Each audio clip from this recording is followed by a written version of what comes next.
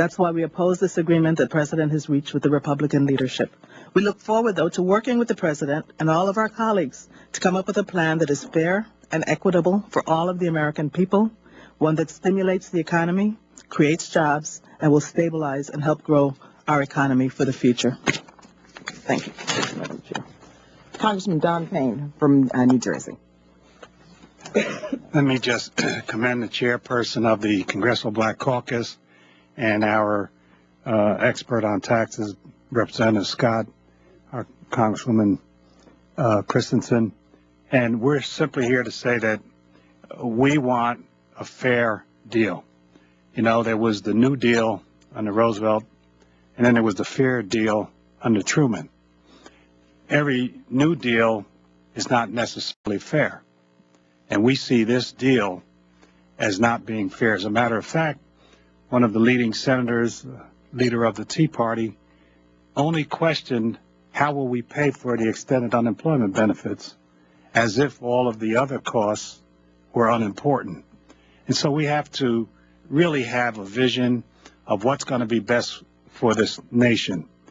When the Bush tax cuts were enacted, at that time, that was the 7th priority of the American people.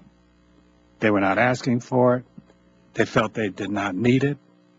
And 10 years later, the situation is the same.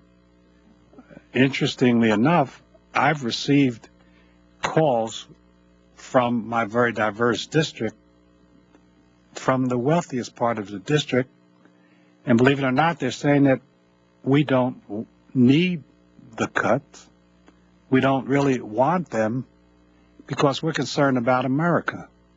And so we have political leaders fostering a plan on people, the wealthiest, who really are not asking for it. We've had 10 years of the Bush tax cuts. We have the highest unemployment that we've had sustainable in our nation in its history, continuing, excluding the Great Depression. If the tax cuts create employment and jobs, and we've had 10 years of it, how then do we say we have to extend them? Because if it's about stimulating jobs, it's failed in this past decade. So I, once again, strongly support the Congressional Black Caucus's proposal, and we hope that the President and the administration and the Republican leadership will listen and that we can come up with a fair deal. Thank you very much. We'll open now for a few questions. Please give us your name and your news organization.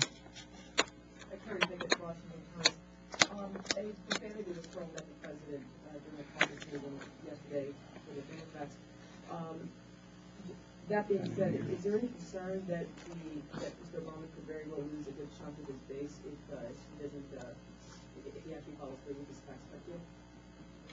Well, first, let me say, we, members of the Congressional Black Caucus, don't see this as a personal issue at all.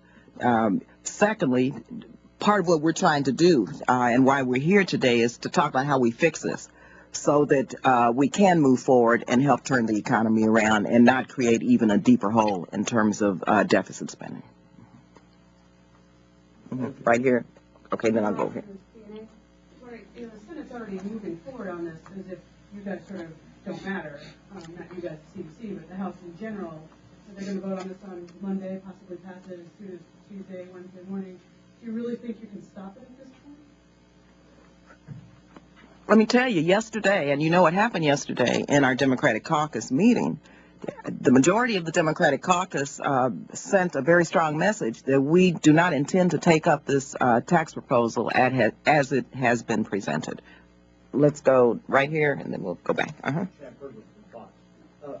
guess when we look at this here, I mean, do you feel that the president sort of, sold the House Democrats out a little bit here, and at that same token, for 3 years, the White House and the Senate have banned the House, and particularly the House Democrats, over and over again. Is this finally the House Democrats drawing a line in the sand and say, no, not this time, fine. I leave the politics to others. We have a situation where we're making economic choices. If we let the tax cuts expire, one day we're going to have to pay for them. The Simpson-Bowles plan created $3.8 trillion in deficit reduction. Extend all the tax cuts, $3.8 trillion in deficit reduction. So we can see what it costs to pay for these tax cuts. And one of the problems and one of the reasons that Democrats have traditionally supported PAYGO is you make all these decisions at the same time.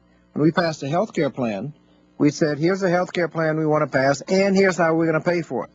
And you can look, I like the plan, and okay, I'm willing to pay the taxes. The Republicans traditionally have done these sequentially. And how would you like a tax cut? And then everybody looks, I get a nice tax cut, I think I will. How would you like a prescriptive drug benefit? Well, that looks good too. You never get around to actually paying for it. That's how you got in the ditch we're in. At some point, we're going to get serious about the deficit and start making choices. And the kinds of choices are going to have to be made in this plan. And you've seen the what Simpson-Bowles have done. Are draconian cuts, and you've heard from others that there's programs that we have an interest in, Medicare, Social Security, education, health care, are in jeopardy if we've spent all the money without any recognition of how it's going to be paid for. And I think people underestimate the size of this plan. This 2-year compromise is larger. It was estimated in the Washington Post at $990 billion, 2 years. That's larger than TARP. That's larger than the stimulus package. It's actually more than the first 10-year cost of the health care plan. The health care plan was $940 billion. This is $990. At some point, someone is going to wake up and recognize that we're going to have to pay for it. Right here. Do you see a pattern in the manner in which President Obama brokered this deal, and how does that affect the relationship between the CDC and the president moving forward? The relationship between the CBC has been and will continue to be very strong. We are working with the president